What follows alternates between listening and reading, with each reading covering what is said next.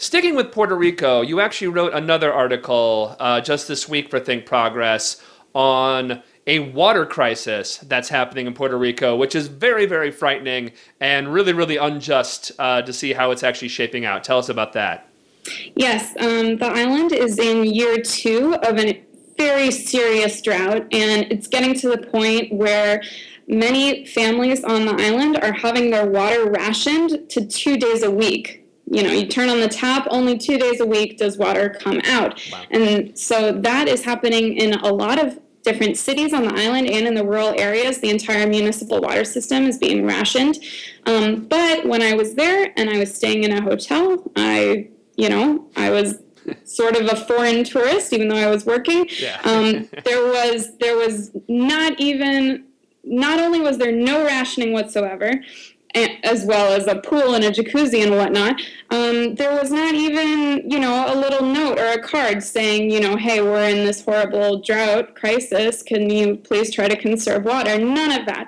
And so folks on the island were telling me that they see it as just another example of the government caring way more about foreign capital and attracting foreign investment and catering to, these outside markets and not caring for the rights of their own people. You also write that it's very clearly connected to austerity that we were talking about just previously. Tell us about the connection between austerity and the water crisis down there.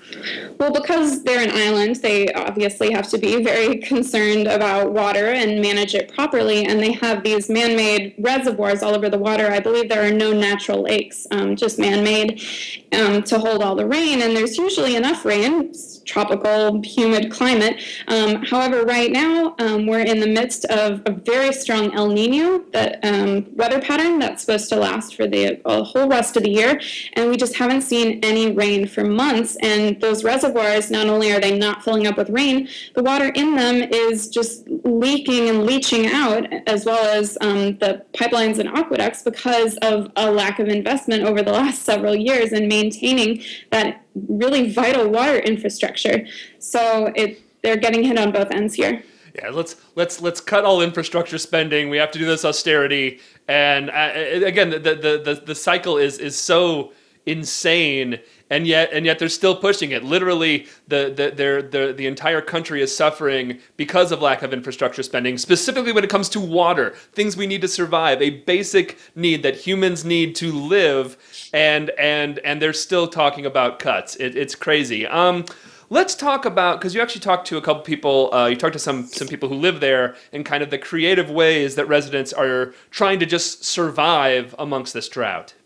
Sure. I mean, in the cities, those who have the means have been buying cisterns, giant plastic cisterns to go on their roofs that fill up when there is tap water and then last, when there's not.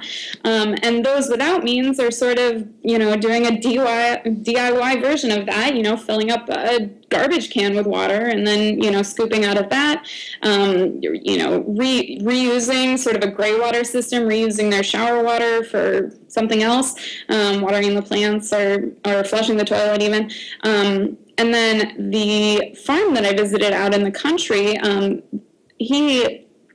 the farmer depends just on his own well. He's not on the municipal water system, but he really tries to conserve by, again, reusing the water and also installing a drip irrigation system, which leads to much less water loss and evaporation than like overhead spraying would.